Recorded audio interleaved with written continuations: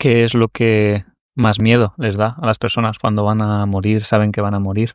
Vivir el final de la vida solo es una cosa que yo creo que a la gente le aterra, ¿no? Nosotros atendemos a mucha gente que está sola y eso es muy triste, ¿no? Y lo viven mal, lo vive la gente a veces, pues ha ido apartando a todo el mundo de su vida y cuando llega al final, pues la gente se arrepiente de muchas cosas en la vida.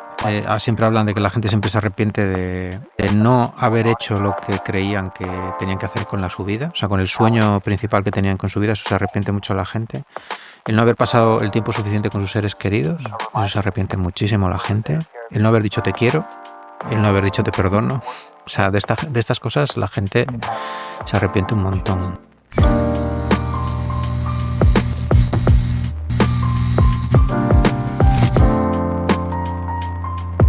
Bienvenidos a Gracia y Verdad Podcast, donde queremos hablar de temas relevantes desde perspectivas diferentes. Hoy con nuestro invitado Luis Priede.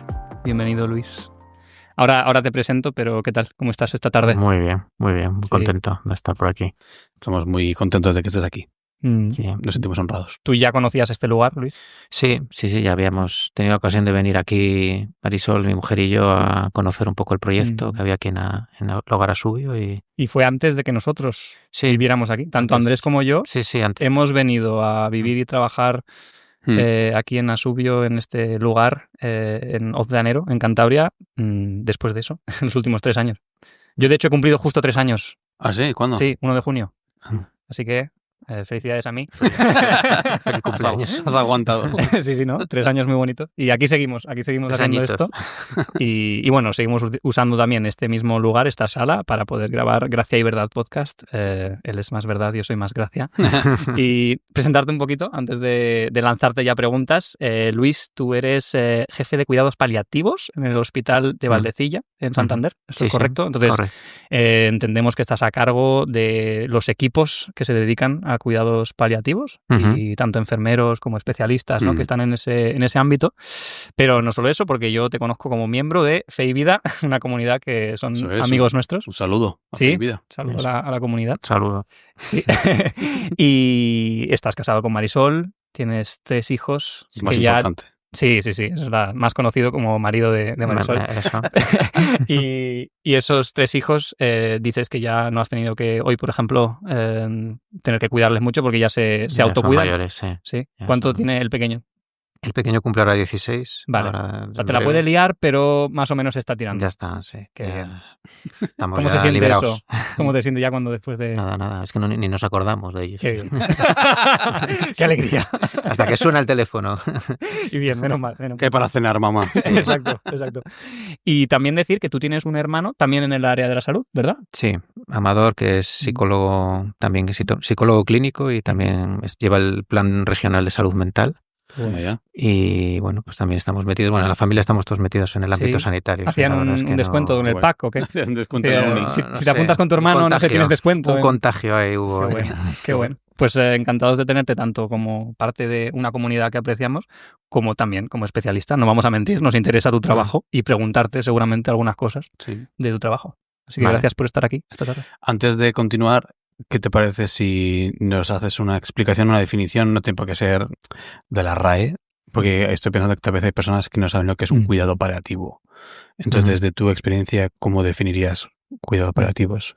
Bueno, los cuidados paliativos son aquellos que se dan a los enfermos que están en una situación de enfermedad avanzada o terminal, aunque eso es verdad que ha cambiado con los años, ya no es tan, por ejemplo, que tienes un proceso de 6 meses de vida, sino que puede ser una enfermedad como una ELA o otras enfermedades que que tardas más años en fallecer, pero que conllevan unos cuidados pues complejos, que conllevan mucho sufrimiento para el paciente, y son aquellos cuidados que los dan de manera multidisciplinar, pues médicos, enfermeras, psicólogos, trabajadores sociales, y a veces hay agentes de pastoral, fisios, todo el personal que se puede hacer de una manera coordinada y que intentan, pues, tanto desde diferentes perspectivas, tanto a nivel control de síntomas, como psicológico, como espiritual, pues intenta hacer que disminuir el sufrimiento tanto del paciente como de los familiares. Esos serían los cuidados paliativos, ¿no?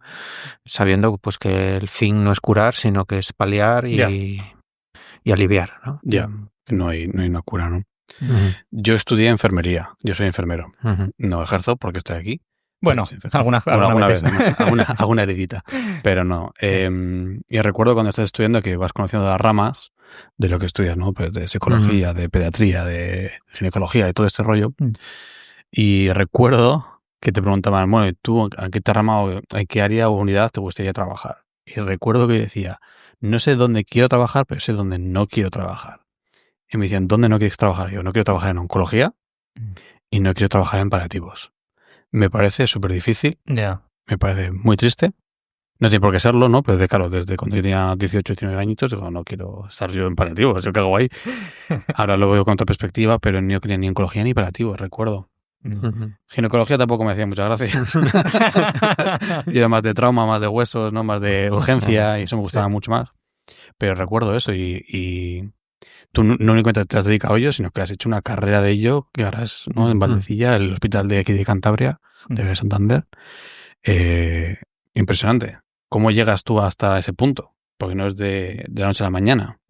Bueno, lo hablaba un día con Tim por el tema de dónde me venía a mí todo esto de la medicina en principio y luego lo de los paliativos, ¿no? Y que era curioso porque yo, por ejemplo, yo empecé a estudiar medicina porque en mi casa, mi padre era médico, mi hermana era médico y bueno, yo era lo que tocaba. Yo quise ser enfermero. Es curioso que hay muchos enfermeros frustrados de no haber sido médicos. Debe ser el primer médico frustrado de no haber sido enfermero, porque a mí me gustaba mucho la enfermería. Me parecía más práctico, que hacías cosas más... Es muy práctico, sí. Es muy práctico, es muy... trato muy directo. Mientras el médico a veces pues puede tener ese trato, pero la mayor parte de las veces no.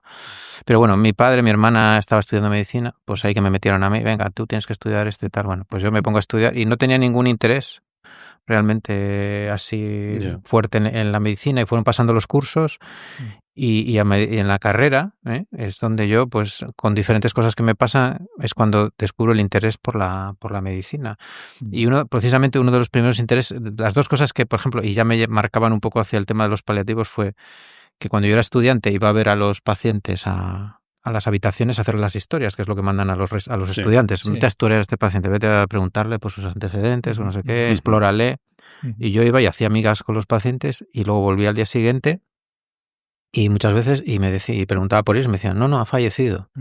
Y yo me llevaba un bajón tremendo. Yo me acuerdo que eso era una época en la que yo más había conocido al Señor y yo rezaba por los pacientes, pero se morían igual. Entonces yo no entendía muy bien cómo con toda esa fe que yo acababa de recibir y que era tan fuerte, pues no funcionaba, se me morían, ¿no?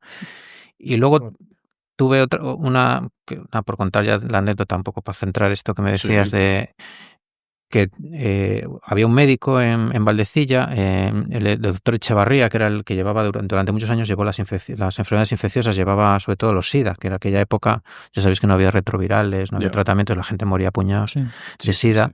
Y este hombre una vez estábamos, los estudiantes íbamos siempre con un médico, íbamos como una corte celestial, que íbamos como entre estudiantes de enfermería, de no sé qué, bueno, de residentes, siempre había un adjunto y un montón de gente alrededor, ¿no? Pues ese día coincidió que estaba este hombre y yo solos, no había venido nadie más a rotar, no había ningún residente, y me dice, venga, acompáñame que vamos a hablar con una chica que tiene SIDA. Y entramos en la habitación y estaba la chica en la cama, una chica joven de 30 y tantos años que tenía un hijo pequeño. Y me acuerdo que entraba la luz así por la ventana y yo me quedé así por atrás retraído en la puerta y este hombre empezó a hablarla y a decirla, mira, no me acuerdo cómo se llama, María, ha llegado ya el momento de despedirse, esto ya no lleva tratamiento, no sé qué, tienes que hablar con tu hijo, tienes que despedirte, tienes que arreglar tus asuntos. Bueno, se lo dijo con tal amor, con tal delicadeza, allí sentado en la cama, mirándola cara a cara, lo dijo tan bien, ella lo aceptó tan bien, o sea, lo integró lo que le estaba diciendo. A mí me pareció tan increíble que yo dije, yo quiero hacer eso, lo que acaba de hacer este hombre. O sea, a mí me llamó muchísimo la atención y me tocó un montón, ¿no? Y entonces desde eso y lo otro, lo que fueron cosas que me fueron un poco a mí motivando primero por la medicina y luego ya por este camino de los paliativos, ¿no? Me preguntaba, claro, es que es una área súper específica los paliativos. ¿Crees que fue tu fe la que te llevó a paliativos o crees que fue los paliativos los que te llevó a tu fe o es algo que se ha ido retroalimentando el uno al otro? ¿Ves un camino muy obvio como dominó o fue más bien construyendo poco a poco? Yo lo veo todo, quedó todo engranado a la vez, ¿no? No creo que haya habido, o sea, evidentemente yo conozco al Señor a través de una convivencia de Josué de Fe y Vida en el año 93, a la cual pues vi a ir, yo estaba estudiando en la universidad y yo tengo ahí un encuentro con el Señor y recibo su amor, vamos, para mí a mí me cambió la vida de una forma radical. Pero luego, en eso que os digo, en ese día a día, pues el Señor me empieza a hablar también a través de este tema, ¿no? A mí me parece que los paliativos los ha utilizado Dios para acercarme más a Él y he visto un camino que me ponía a Él, ¿no? No me parecía que era algo que yo buscase, me parecía que Él me buscaba. A través de hecho, parecía que me llamaban siempre para estas cosas, ¿no? Wow. Y mirando atrás, era un llamado, ¿no? Porque ahora, ¿cuántos años llevas? Bueno, ahora llevo 15. Estuve primero 10 años como médico de familia y luego ahora llevo 15 como médico de cuidados paliativos. Y bueno. ¿Y el momento en el que te lo pidieron de estar en ese área de cuidados paliativos también fue providencial? Fue providencial precisamente pues porque yo en aquella época llevaba 10 años como médico de cuidados de familia. Estábamos teníamos a un niño pequeño, mi mujer y yo, metía muchísimas horas haciendo guardias porque había necesidades de gente para hacer guardias. Y yo apenas pasaba tiempo con mi mujer ni con el crío y me acuerdo que yo durante años había tenido el corazón esto de los cuidados paliativos y no había podido meterme en el tema. Había dado vueltas que sé hacer un máster, pero tampoco había aquí ninguno en Cantabria, había que hacerlo, ir hasta Sevilla, había que ir a Barcelona. Entonces, me acuerdo que yo lo tenía en el corazón, me acuerdo que lo rezaba y le decía, Señor, o sea, a mí me gusta este tema, pero no veo yo que haya posibilidades de meter el pie en esto, ¿no? Y tal, y yo seguía.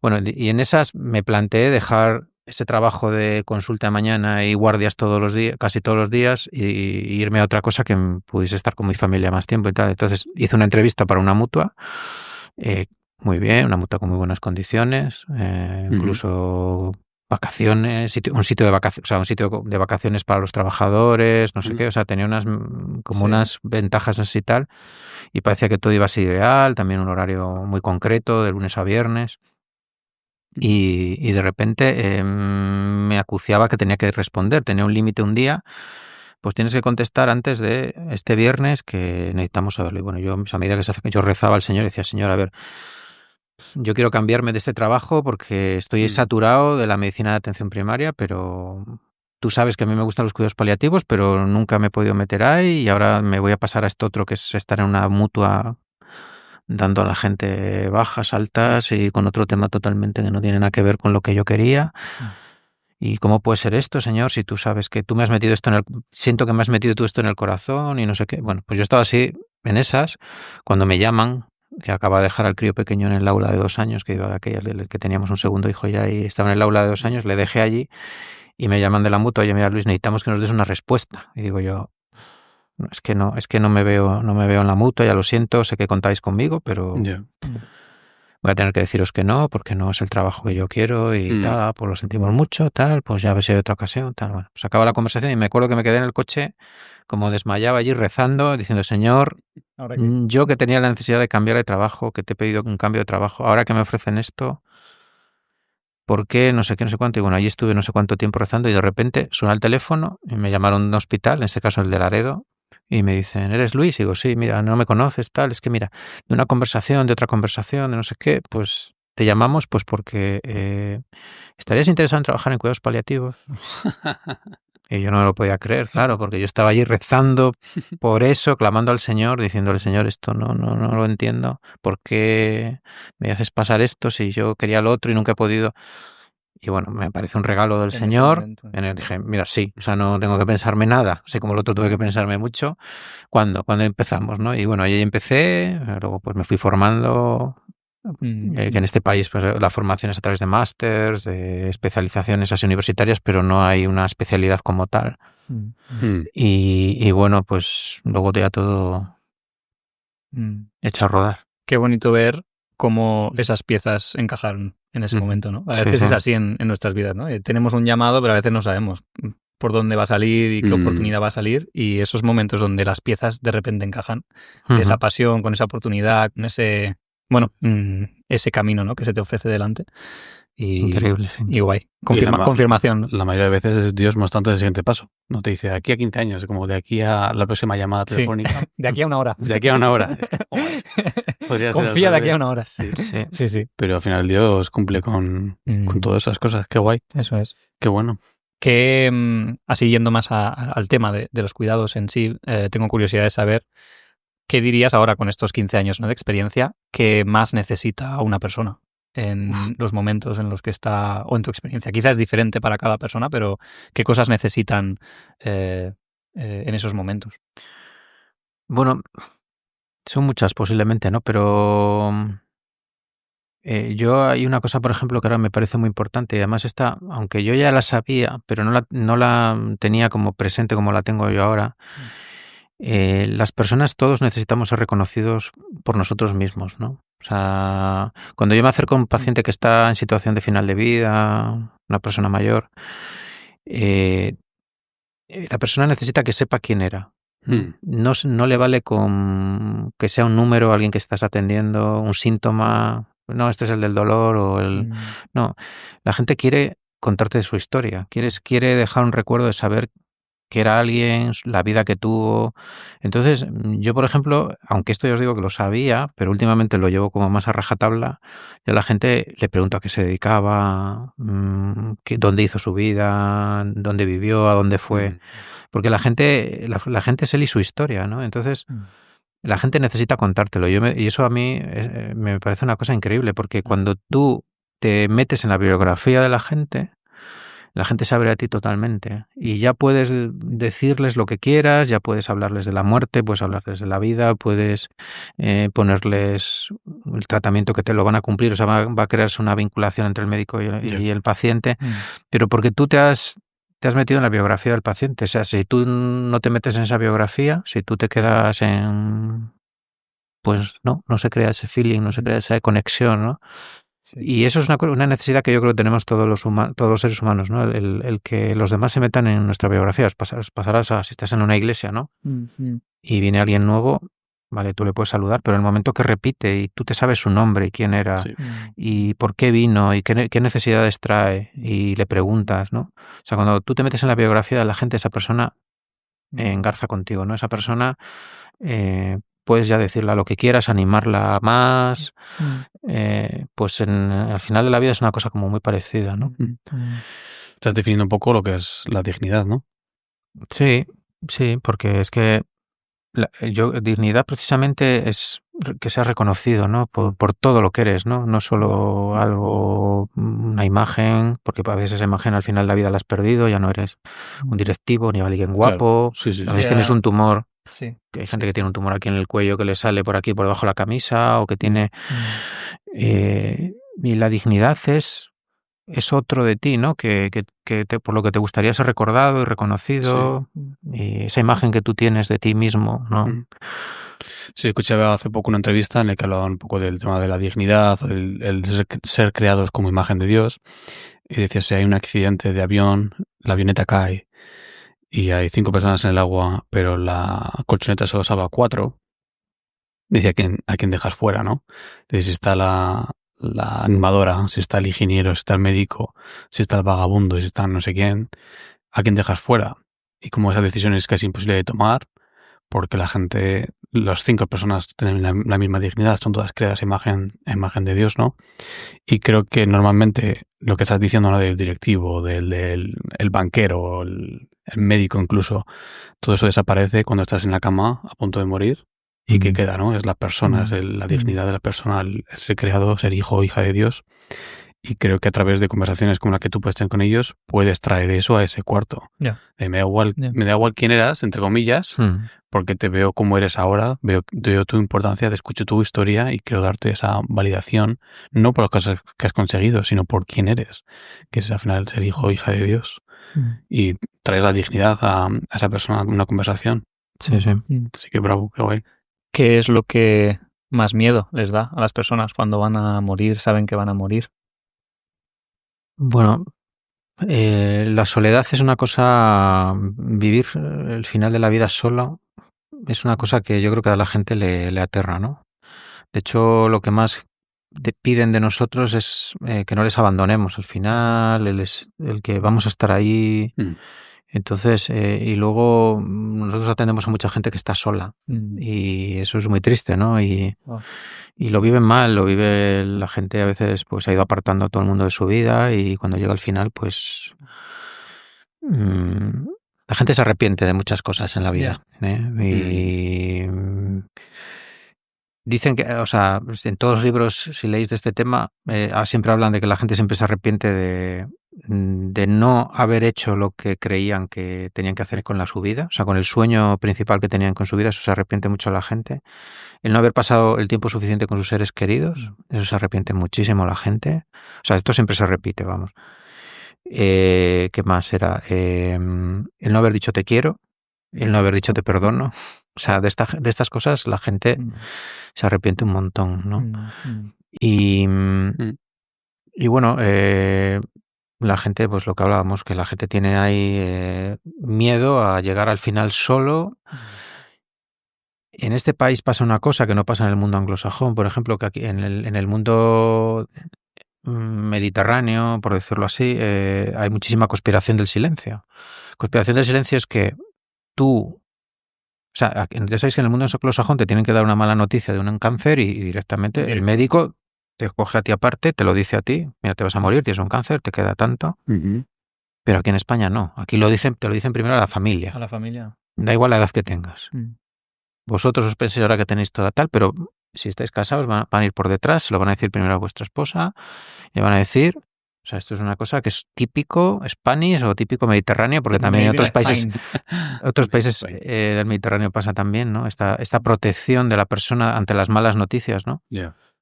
Y entonces, ¿qué pasa? Que normalmente el enfermo sabe que se va a morir, porque lo sabe, o sea, cuando se va la gente a cuchichear, cuando sabes que te están dando quimioterapia y radioterapia, que has pasado 3 líneas, aunque tú no seas un experto en oncología, que ya vas por la 4ª línea de quimio, que te has quedado así, que ya no te puedes levantar de la cama, todo el mundo sabe que se va a morir.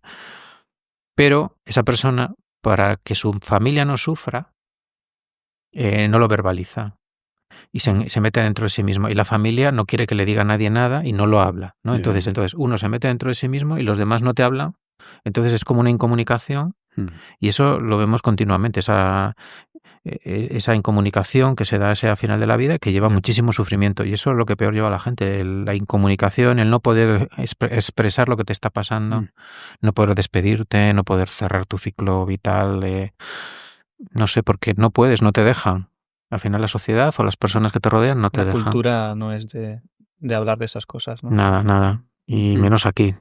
Y entonces vosotros entiendo que suplís un poco eso también cuando entras en una habitación o vas a su casa, ¿no? Y le hablas de las cosas. Intentamos suplirlo. Es verdad que es muy difícil también que con una persona que en la vida ha hablado de nada de esto, o sea, no ha hablado de un final, de la posibilidad del final de la vida, de si cree en algo, no cree en nada, de a qué se agarra cuando está mal. O sea, hay gente que no ha tenido nunca esa oportunidad, nunca ha tirado por ahí, entonces por el hecho de que te estés muriendo de repente no rompes a hacerlo. O sea, hay gente que no tiene esa capacidad, nunca la ha tenido y es hermética y aunque nosotros vamos y le damos oportunidad de hablar y a veces le decimos a los familiares déjanos a solas con él y le preguntamos qué miedos tiene, qué le preocupa del estar así tan mal, o bueno, por si la persona quiere romper a hablar.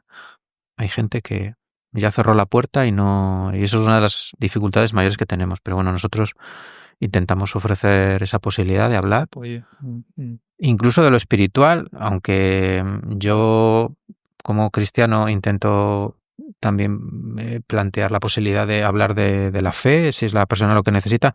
Es verdad que existe dentro del mundo de la sanidad, existe como lo que se llama una espiritualidad laica, ¿no? Que se supone que está en el mundo y que pues, hay libros y hay tal, pues cerrar el ciclo vital, el despedirte, el no sé qué, todo eso que se considera espiritualidad, ¿no? Entonces hay un montón de ítems que, bueno, se supone que aprendes a trabajar con la gente y aunque la gente no tenga una espiritualidad que tiene que ver con una creencia en Dios o, bueno, pero que se considera que estás un poco ayudando a la persona a vivir en su parte espiritual, ¿no? Y bueno, yo os digo que cuesta cuando uno no lo ha hecho en toda su vida eso. Sí. De repente no... Ya.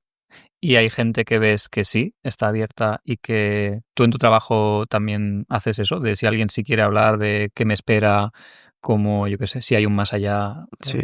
Yo ¿cómo tengo... vives tú A eso? ver, son los menos, ¿eh? No Ya, nos vamos sí, a equivocar.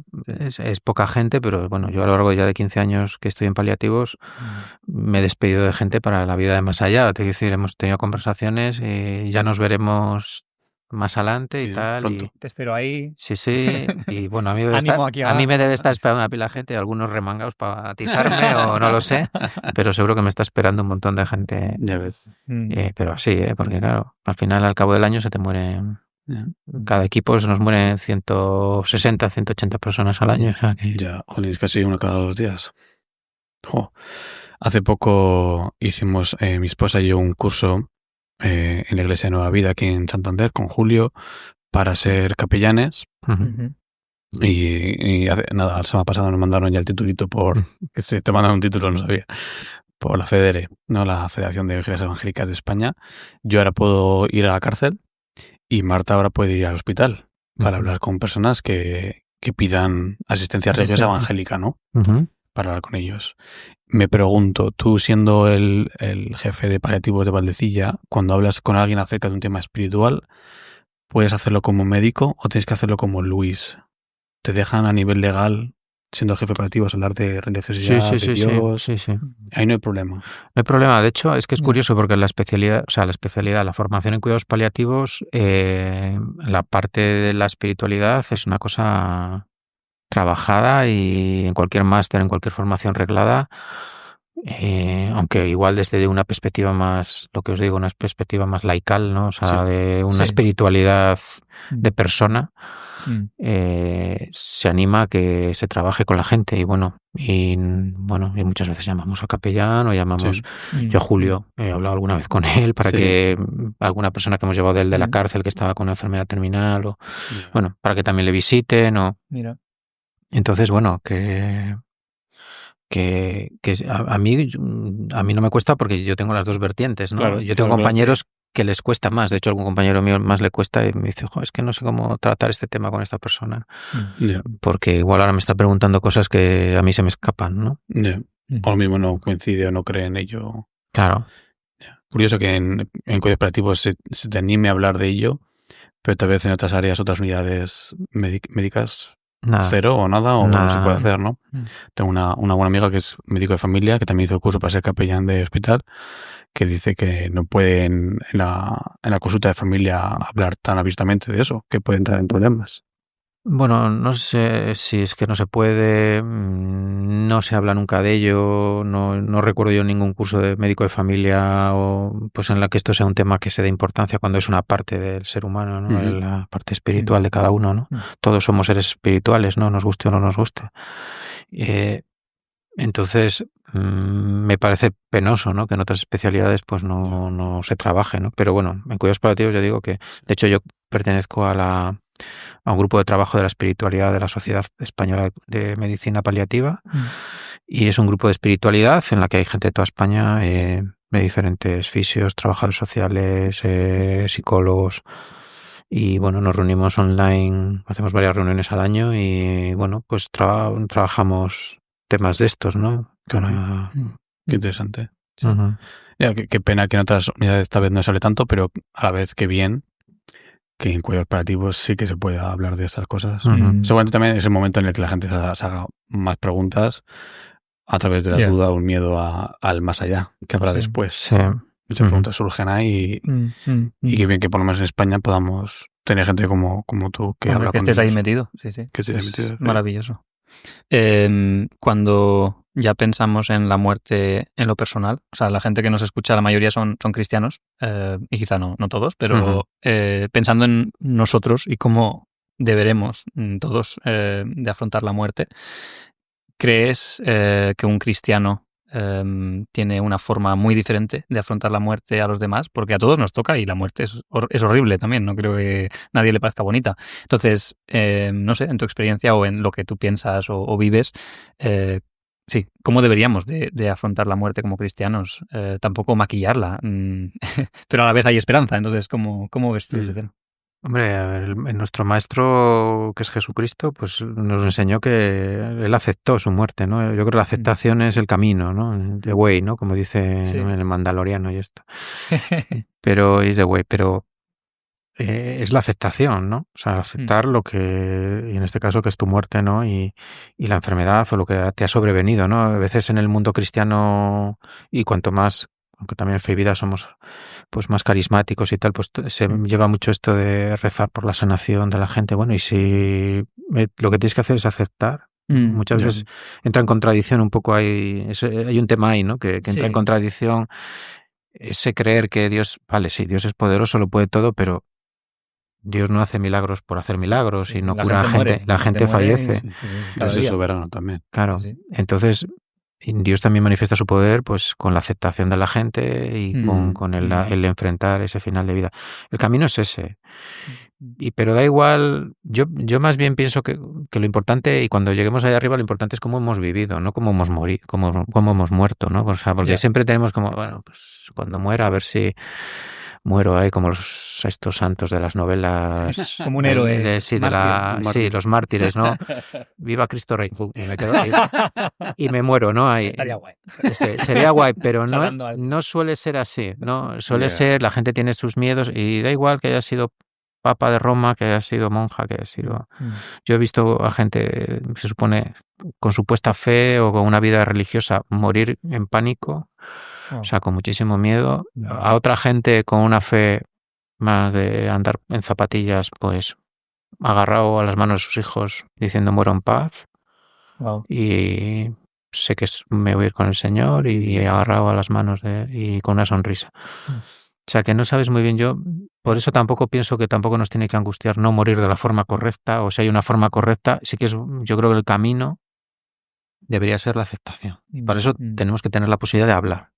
Vale. Y para hablar hay que empezar aquí, ahora, lo que estamos haciendo, ¿no? O sea, nosotros hemos empezado a hacer, por ejemplo, en Valdecilla, los Death Café. Los Death Café se hacen en muchos sitios de España y nosotros no lo habíamos hecho nunca. Y bueno, pues unas compañeras, una médico y una enfermera, pues han empezado ellas. Nosotros también tenemos idea de hacer alguno, en Torrelavega igual. Pero bueno, que es café de la muerte, pues por lo que intentas es que la gente hable de la muerte, de su muerte, de las muertes cercanas, de cómo él ve la posibilidad de morirte o de tener una enfermedad o de llegar a ese punto. Es normalizar una parte de la vida que es tan importante como el nacimiento y la muerte.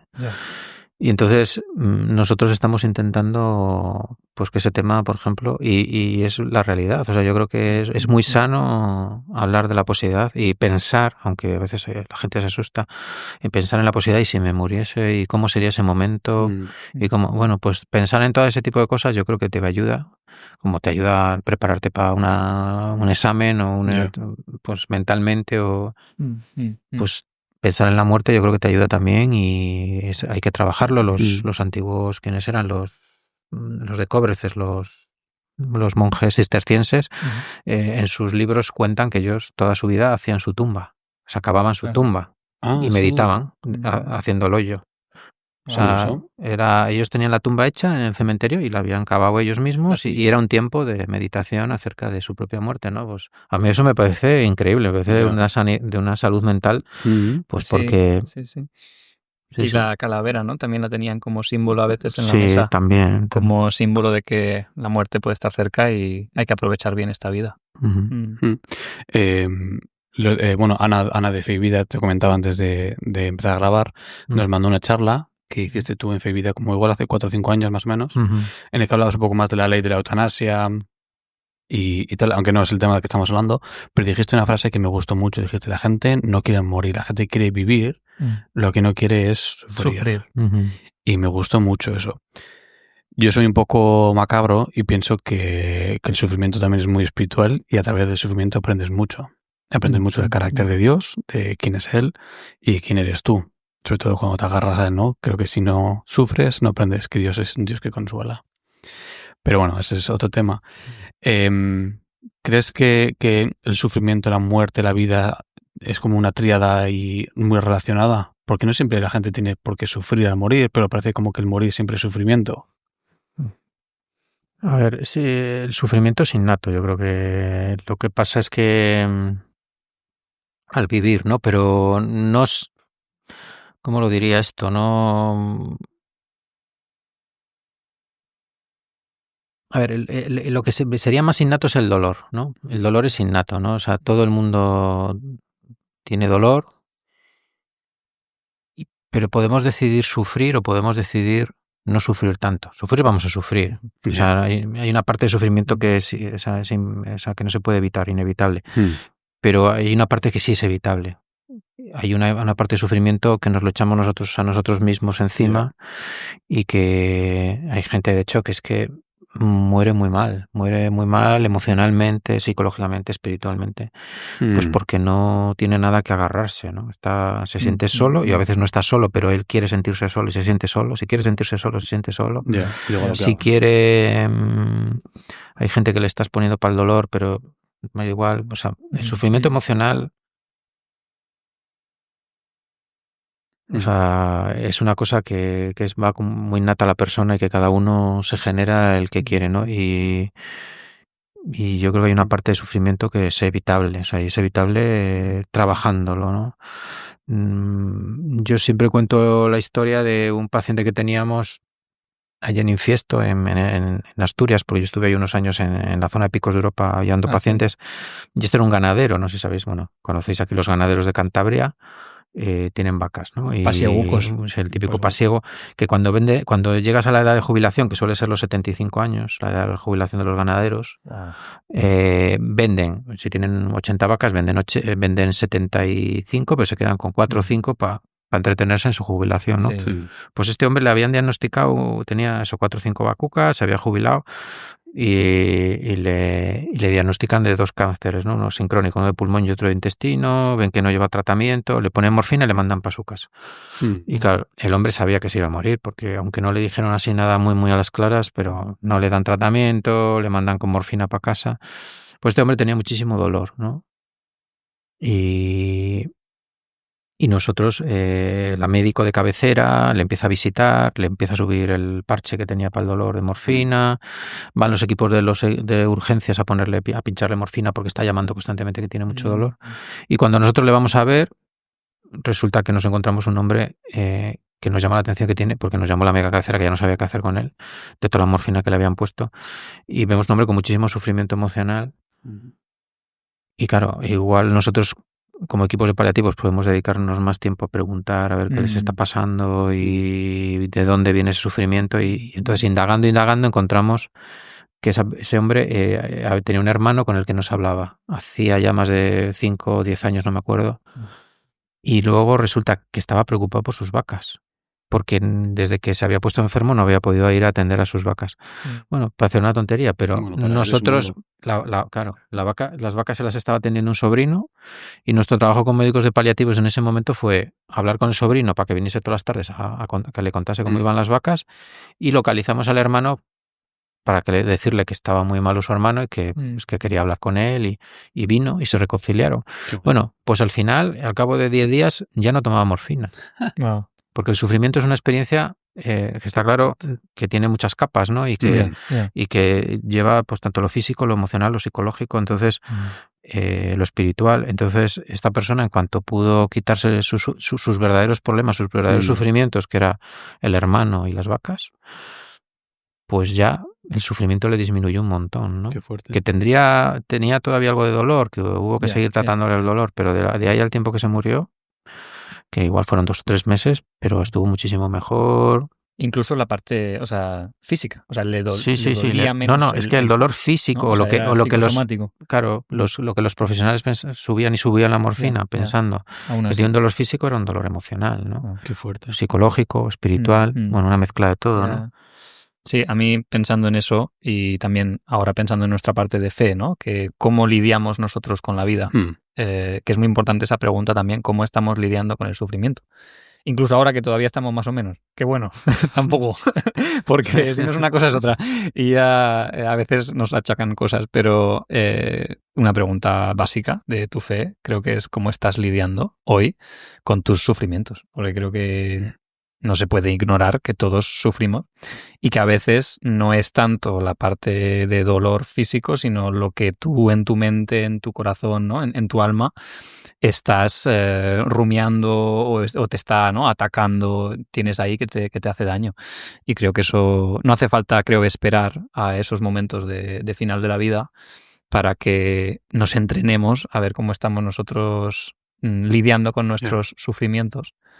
Sí que me venían a la mente unas palabras de Pablo, porque dan mucho consuelo, creo, en Romanos 8, ¿no? Cuando dice que no se comparan estos sufrimientos de este tiempo, presentes, ¿no?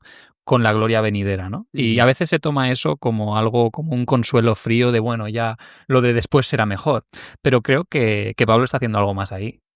Creo que si Pablo tiene que decir tranquilos que estos sufrimientos se pueden pasar, es porque habían sufrimientos. Y está haciendo mención a que, vale, estamos sufriendo, estamos pasándolo mal, hay cosas que no están bien en esta vida, en lo que nos pasa, que nos duele, y es normal, ¿no? Y está mencionando, dándole un lugar, pero a la vez diciendo que aguanta, soporta ese sufrimiento, porque no se compara tampoco a que luego va a haber también un consuelo, y eso es así, ¿no? Como luego se ve en el Apocalipsis, ¿no? Que ya no habrá más muerte, no habrá más dolor. Creo que eso también nos puede ayudar ahora y no solo un consuelo de algo futuro, ¿no? A ver, yo no soy un experto en sufrimiento, gracias a Dios. Lo digo por mí, por mi bien, ¿no? Aunque sí estoy ante el sufrimiento de muchísima gente que me rodea, ¿no? A veces cuando hablo de estos temas, cuando hoy os toca venir aquí, otras veces en otras charlas que me piden, otras cosas. Pero claro, siempre hablas con cierto temor y tal, pues porque, claro, estás hablando del sufrimiento, por ejemplo, muchas veces y, claro, no soy un experto, gracias a Dios. Digo que, claro, yo los sufrimientos que voy a tener en mi vida, pues no son como la gente con la que yo me encuentro, tiene muchísimos problemas, ¿no? Pero bueno, lo poco que yo he aprendido es que todos sufrimos, efectivamente, y que lo que hay que hacer es ponerlos a los pies, ¿no? del Señor continuamente. Y saber eso, ¿no? Que tú decías, de que si la gracia de Dios es más grande que ese sufrimiento, si Él nos ama a pesar de, pues nada, que ¿quiénes somos nosotros, ¿no? Para negar ese amor y ese... O sea, cualquier sufrimiento no es más grande que la gracia que va a darnos Dios, ¿no? O sea, es imposible. O sea, entonces ponerlo ahí a sus pies continuamente y vivir en esa actitud, ¿no? Y ya lo digo, yo lo digo siempre con la boca pequeña, pero digo, a ver qué me va a venir o qué nos va a venir. A todos nos va a venir cosas, ¿no? Es muy ilusorio pensar que vamos a pasar por esta vida librándola, ¿no? Y de que no nos van a venir enfermedades o desgracias Entonces, bueno, pues que cuando vengan, pues que... Yo, por ejemplo, he empezado a rezar mucho por el final de mi vida. Yo sí, ya llevo mucho tiempo. Marisol, ¿tú sabes esto? Sí, rezo por vivirlo no heroicamente, pero bien. Pero aceptándolo, mirándolo a los ojos, pudiéndolo hablar, ¿no? Porque ya lo que os decía antes, ¿no? Me daría mucha pena, y ya no os cuento que fuese mi caso, pero bueno, no poder hablar de estas cosas, ¿no? El no poder decir, me voy, me quiero despedir de ti, te quiero, poder decir a toda la gente que quieres te quiero, da igual lo que te haya venido, ¿no? Pero el poder vivirlo como con esa afrontación, con ese afrontamiento, con ese... A mí me encantaría, pues que llegado en ese momento, yo por eso rezo, porque había una época de mi vida, yo creo que hay una época en la mente de todos en la que tú dices, bueno, ojalá cuando me muera me dé un infarto y ya, ¿no? O sea, esa sería la forma ideal. Durmiendo. Yo me acuerdo de un señor que nos llamaron una vez que había fallecido, estaba sentado al lado de la cama, con la boina puesta, vestido y apoyarse en la cachava. Así, sonriente, y así se quedó. Sí, así, ahí murió. Así se murió. Y así quería encima de la cachava y con la boina puesta y... Sí, que fuese así, ¿no? Que de repente te has quedado ahí y incluso con una sonrisa y ahí te encuentran, ¿no? Tieso. Pero como eso puede pasar, como no, pues por lo menos lo más probable es que no. Entonces, pues que cuando nos pille, pues que nos pille pues mirando un poco la muerte, la hermana muerte, como decía San Francisco, mirándola a los ojos y diciendo, aquí por fin has venido. ¿qué tal estás? No sé qué, te lleva tiempo esperando, ¿no? Sí. Y bueno, y poder, no sé, normalizar, pues eso, que muchas veces no se normaliza y que lleva al sufrimiento el no normalizarlo, es lo que más lleva al sufrimiento, ¿no? Sí. Me venía a la mente el año pasado ver cuando mi abuelo materno falleció y ver su testimonio al final de sus días. Le contaba a mi madre que esos días justo ella estaba allí, yo no pude ir en esos días, pero sí me contaba un poco cómo estaba siendo. Y cuando ya había fallecido, las personas de la clínica decían que se había portado súper bien, que había estado muy conciliador, muy aceptando, ¿no? No dando problemas, no quejándose, ¿no? Que ya es difícil para una persona normalmente mayor, y quizá más esa tendencia a estar incómodo, a quejarte, pero eso nos impactó a todos como familia, en especial porque él era una persona que igual en su vida podría haber tenido la tendencia a ser duro, a ser muy crítico, porque pues habiendo vivido en Alemania la guerra, una disciplina muy estricta, una persona muy exigente en su vida, curiosamente el testimonio que dejaba al final era de tranquilidad y de no dar problemas. Y eso nos emocionó mucho porque para nosotros también significa que también hay una transformación de su carácter. Que creo que fue Dios. O nos preguntábamos que no puede ser otra cosa. O sea, tiene que haber sido Dios habiendo trabajado eso para que lo que deja es algo distinto a lo que hubiera sido su propia naturaleza, incluso.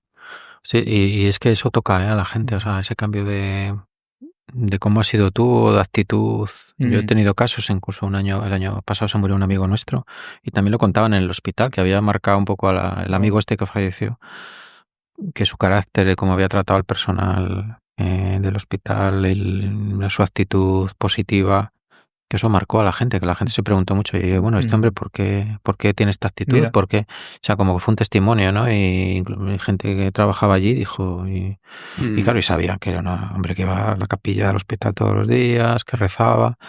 Entonces, que eso a veces es testimonio, ¿no? El cómo falleces, ¿no? Sí. Total. Bueno, la Biblia nos invita a correr la carrera hasta el final, ¿no? Y el final de la carrera es la muerte. La meta. La meta. Los metros de antes de la meta son importantes. El sprint ese, ¿no? Sí. Ya, Qué curioso. ya. ¿Has visto, por curiosidad, habrás visto a todo tipo de personas y de edades morir? Porque puedes tener 20 años y te pilla un cáncer y te he pillado. ¿Notas en la generación más joven, de 20, 30, 40 años, gente que está abierta a lo espiritual antes de la muerte? ¿Lo ves más en edades más de 50, 70 o más?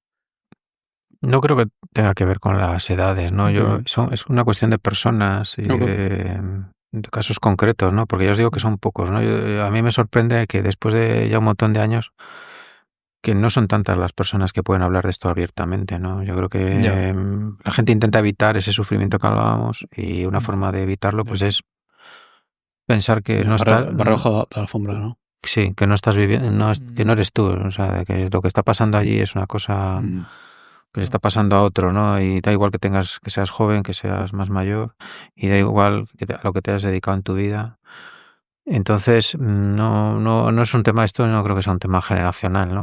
Nosotros a veces hemos llevado gente, bueno, pues hasta niños, ¿no? Pues hace poco se nos han muerto 2 niños también, que no es lo normal, que llevemos en paliativo. Los niños suelen morir mucho en el hospital y siempre arropados por sus padres, por los especialistas que les han llevado toda la vida, pero bueno, algunas veces nos pasa alguno que los padres quieren que esté al final de su vida en casa.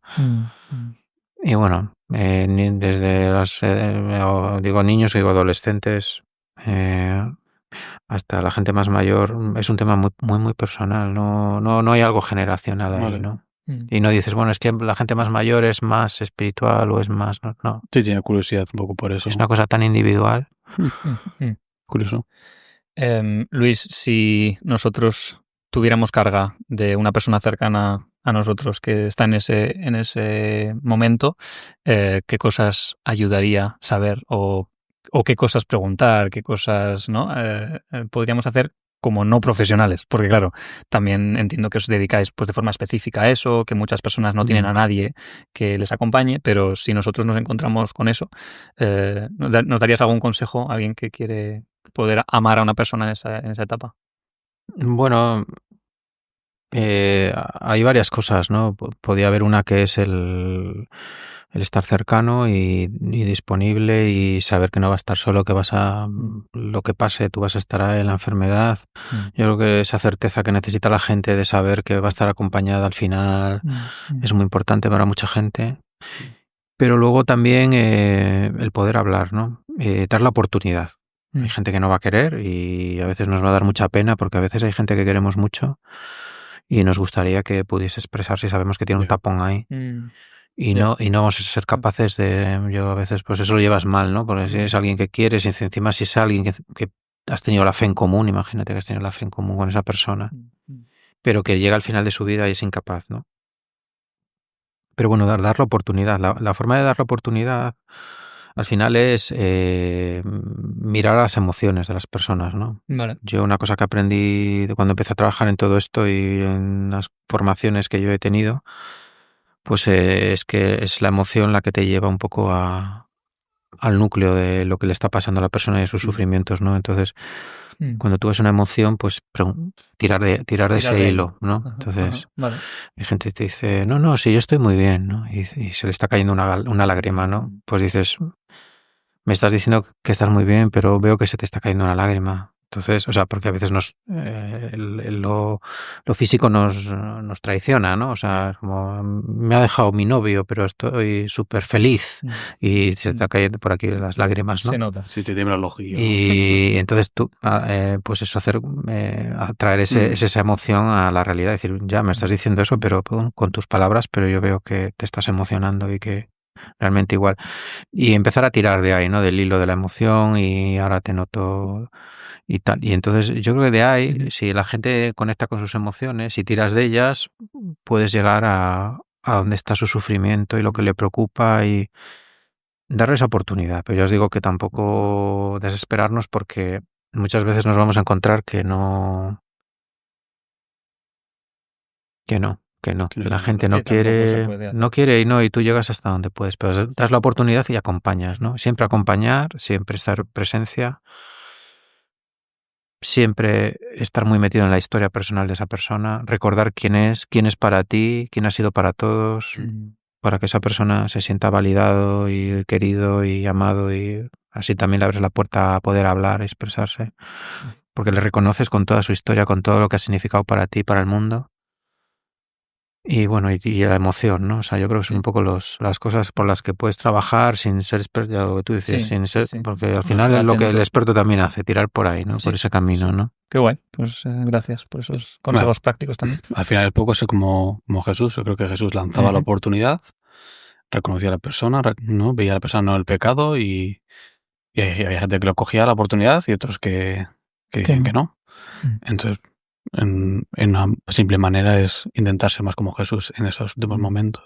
Me gusta la pregunta, ¿no? de Tim de qué hacer si tenemos una persona cercana y quiero ahora extrapolar un poco más a la cultura y sociedad. ¿Qué podemos hacer nosotros para que cuando nuestra generación, ¿no? Que estamos en nuestros 30, lleguemos a, si Dios quiere, ojalá, a nuestros 80? Tú tienes 29 todavía, ¿no? Yo estoy llegando ahí a los 30. Sí, ya hablas como si...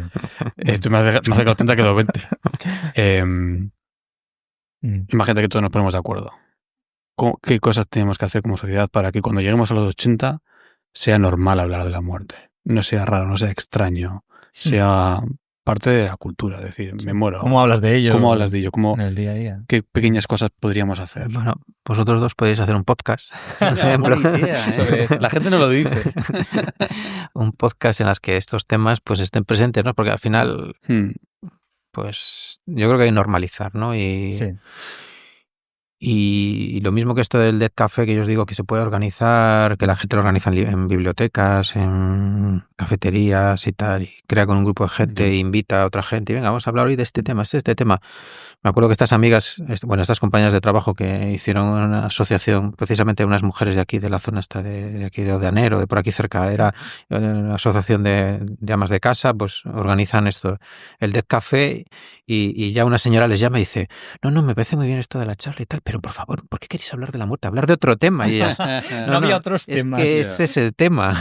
Es el tema. No, o sea, que ella quería quedar, pero para hablar de este tema no, es que precisamente se hace para se trata de esto, ¿no? Bueno, pues normalizar las cosas, es hablar de ello, eliminar tabús, tratar no solamente la muerte, el sufrimiento en general, ¿no? Porque a veces hay mucha gente que sufre y no necesariamente un final de vida, ¿no? Ya sabéis que hay mucha gente que está sufriendo ante su pecado, ante su...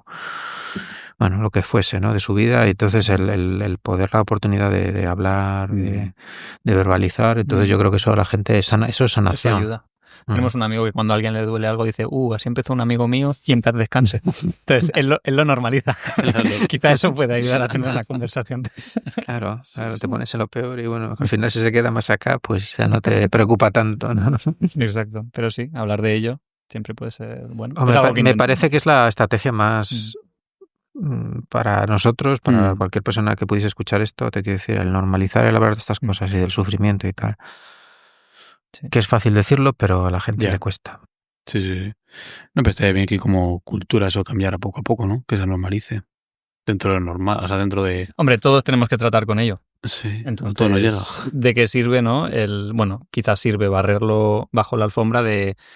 Quizá hay miedo de no saber tener una solución, de no saber cómo sentirme, cómo afrontarlo, y por eso no se habla, ¿no? También debe de ser por algo que no hablamos de estas cosas, porque quizás tenemos miedo, tenemos inseguridad de cómo afrontarlo, y yo creo que ahí podemos tener también una responsabilidad, quizá cada uno de nosotros también como cristianos, de decir, a ver, seamos honestos, o sea, la verdad al final... sale a la luz, te vas a morir, estás sufriendo. No ganas con esconderlo y pretenderlo, solo que ganas más sufrimiento porque estás reprimiendo una angustia. Entonces eso tampoco es muy sano, ¿no? Claro, yo antes os hablaba de esa conspiración del silencio y es que es como un círculo vicioso, ¿no? Porque tú no quieres que tu esposa sufra porque sabe que tú estás comiéndote la cabeza con eso y tu mujer no quiere decírtelo porque así no te comes tú la cabeza. Entonces hay una incomunicación, incomunicación y eso es como un reflejo a veces de otros aspectos de la vida. Si tú esto lo has hablado antes, pues bueno, pues ya has normalizado el hablar de estos temas. Bueno, pues en ese sentido hemos hecho un gran servicio hablando de este tema. Gracias por todos los todo el conocimiento y la experiencia. Algo que me he llevado... que no lo hemos hablado, pero entre líneas, cuando comentabas la historia del paseguco, del ganadero que estaba preocupado por sus vacas y su hermano, curioso que no se preocupaba por otras cosas. Y creo que en nuestro día a día, nuestro afán nos afanamos por todo y nos preocupan miles de cosas. Y creo que cuando llega a esos momentos de finales de la vida, te preocupa lo que realmente es importante para ti, ¿no? Que era su familia y lo que había sido toda su vida, su trabajo, que eran sus vacas, que para algunos puede ser una tontería, pero para un ganadero, nosotros que vivimos aquí con procesos de ganaderos, es importantísimo, ¿no? Adquieren las vacas un mogollón. Pero no se preocupaba por el coche, por la rueda, por la factura, por no sé qué. Se preocupaba por su hermano, por cómo acababa con su hermano y cómo acababa con lo que le importaba. Y yo creo que es lo que me llevo de que me estoy afanando, porque me preocupo de tantas tonterías muchas veces, que realmente eso no es importante. De hablar, de comunicarme, de hablar de lo es importante y de no afanarme por tantas cosas. Yo creo que a veces nos tomamos la vida muy en serio. No sé. Sí, dentro de esos ejercicios, ¿no? Lo que tú estás diciendo, imagínate que... Imaginaos ahora mismo cuál es vuestra mayor preocupación ahora mismo, en las últimas semanas, últimos 15 días, laborales, económicas. Dicen, te queda un mes de vida. Pues eso es bueno pensarlo de vez en cuando, ¿no? Decir, me queda un mes de vida, pues me importa... Me importaría. Bueno, a ver, no hay que pensarlo también, a esta deuda le va a quedar a otro que queda detrás, no, sino, bueno, pues no es tan importante, ¿no? Es importante es otras cosas que tenía que poner delante, ¿no? Que tenía que despedirme o tenía que decir te quiero o perdón o de repente eso se vuelve más importante, ¿no?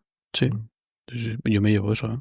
Sí, me recuerda a una pregunta que escuché hace no mucho de si tú tuvieras ya, pues eso, 75 o 80 años y miraras atrás a este día, ¿qué te hubiera gustado realmente hacer y vivir, ¿no? Cuando ya miraras atrás. Y creo que en línea con lo que decías, Andrés, pues nos reta a preocuparnos hoy por lo que hace falta y también lidiar ya con el sufrimiento y ya con las preguntas difíciles del final de la vida para ir encontrando quizás esa aceptación más pronto que tarde, antes de que nos llegue de repente y quizá ya estemos, ¿no? Que no queremos hablar de ello porque lo hemos ocultado toda la vida. Así que un buen reto para todos. Quizás no ha sido tan alegre y motivacional. No, sí. Yo creo que lo es. O sea, a mí me gusta mucho hablar de estas cosas. Muy necesario. Pero sí, que igual esto es para escuchar una tarde lluviosa, pero hace falta. Hace falta.